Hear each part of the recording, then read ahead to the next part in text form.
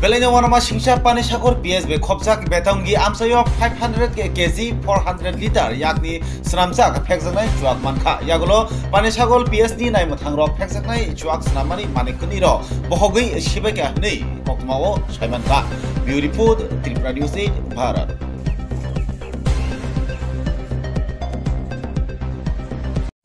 আজকে আমরা গোপন সংবাদের ভিত্তিতে বেতাঙ্গি গ্রামে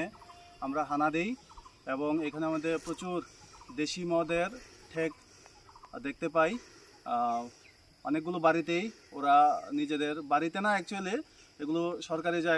সরকারি জায়গার মধ্যে ওরা দেশি মদ বানানোর মোটামুটি কারখানা বানিয়ে রেখেছে, সেগুলোকে আমরা দেখতে পাই এবং আমরা সবাই মিলে মোটামুটি 300 কেজি পচাই যাকে বলে দেশি মদ বানাতে ব্যবহৃত হয় পচাই এবং প্রচুর পরিমাণে প্রায় 500-600 লিটারের মতো দেশি মদ পচাই ভাত 200-300 কেজি এগুলোকে আমরা